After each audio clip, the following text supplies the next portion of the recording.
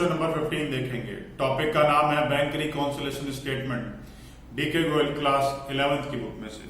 देखिए क्वेश्चन में क्या पूछा गया है। क्वेश्चन में हमको से ये पूछा गया है कि भाई बैंक रिकॉन्सिलेशन स्टेटमेंट को प्रिपेयर किया जाए, और इस क्वेश्चन में हमें पासबुक का ओवरड्राफ्ट बैलेंस दे रखा है। पासबुक का ओवरड्राफ्ट बैलेंस का मतलब होता है पासबुक का नेगेटिव बैलेंस दे रखा है। तो आइए स्टार्ट करते हैं। सबसे पहले ओवरड्राफ्ट बैलेंस को लिखेंगे।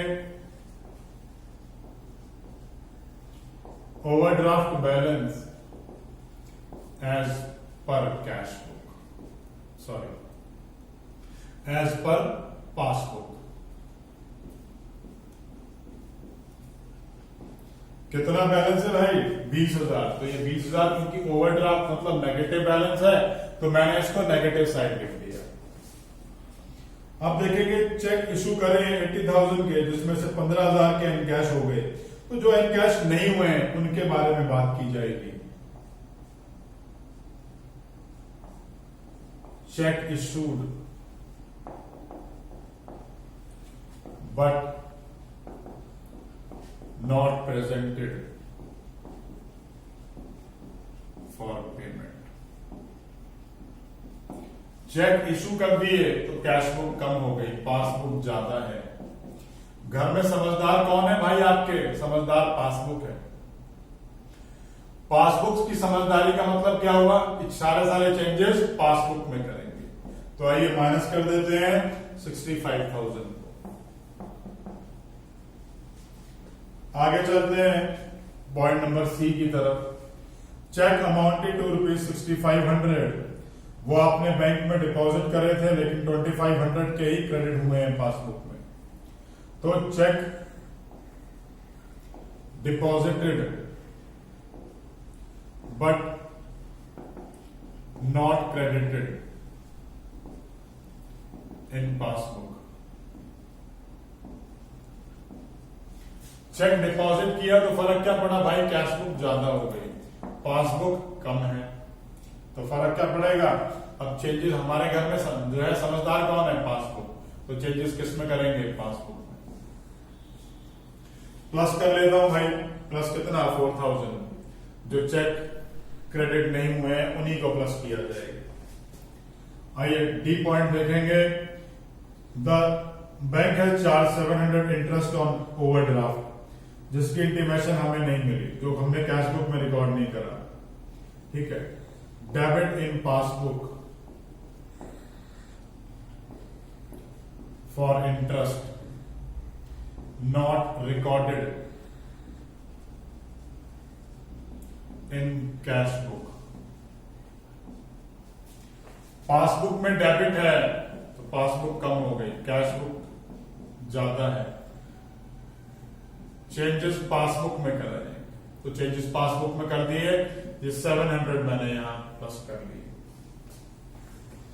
The bank passbook shows a credit of 2,000 representing 1,400 paid by debtor and 600 collected directly by bank.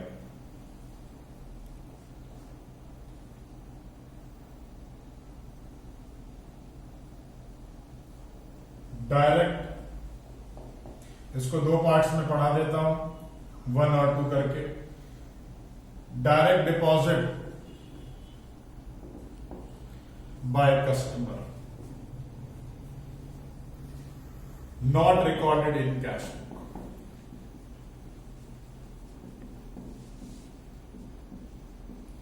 Customer से डायरेक्टली डिपॉजिट करा, फर्क क्या पड़ा? पासबुक बढ़ गई, लेकिन कैश बुक में एंट्री नहीं करी तो कैश बुक कम है। घर में समझदार कौन? पासबुक। तो चेंजेस किस में करूंगा? पासबुक में। तो 1,400 लेस कर दिया।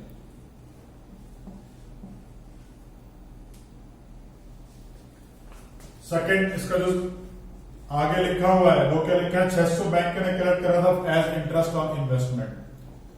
Interest on investment collected by bank. Interest on investment collected by bank not recorded in cash book. ये सी है, ये पी है। अब जब इंटरेस्ट कलेक्शन कैश बुक में रिकॉर्ड नहीं है तो पासबुक तो ज्यादा हो गई, लेकिन कैश बुक में तो रिकॉर्ड नहीं करा, तो कैश बुक बैलेंस शो कम कर रही है। चेंजेस किसमें करने हैं? पासबुक में, तो माइनस कर देते हैं 600। A check of 3,600 has been debited in the bank column of the cash book. F point. ठीक है जी, 3600 रुपए का चेक बैंक कॉलम में डेबिट कर दिया है कैश बुक की, बट कलेक्शन के लिए नहीं भेजा। Cheque recorded in cash book, not send to bank, bank के पास नहीं भेजा। जब कैश बुक में रिकॉर्ड कर दिया तो कैश बुक बढ़ गई लेकिन पासबुक कम है, तो चेंजेस किसमें करने हैं? घर में समझदार कौन है? पासबुक, तो चेंजेस पासबुक में करेंगे। अमाउंट प्लस कर लेता हूं 3600, IN का टोटल कर लेते हैं 8300, 87,000। दोनों का डिफरेंस निकाल लेंगे, नेगेटिव ज्यादा है तो इन दोनों का डिफरेंस निकाल के जो टोटल बड़ा होता है उसी के नीचे लिखूंगा। This is 78,700। अब आंसर नेगेटिव आ रहा है तो मैं लिखूंगा overdraft as per cash book, overdraft as per cash book 87,000 minus 8300। Finally question इसी तरीके से करना है, और अगर क्वेश्चन में आपको कोई भी डाउट है तो नीचे कमेंट बॉक्स में कमेंट कर सकते हैं। ये जो मैंने सी और कैश बुक और पासबुक में प्लस माइनस किया है सिर्फ आपको समझाने के लिए किया है, ये क्वेश्चन का पार्ट नहीं है। आप इसे पेंसिल से लिखकर बाद में मिटा सकते हैं अगर हमें इसे लिखने की जरूरत आ रही है। यहां मेरे को सिर्फ इसलिए जरूरत थी कि आपको पॉइंट एक्सप्लेन करना था।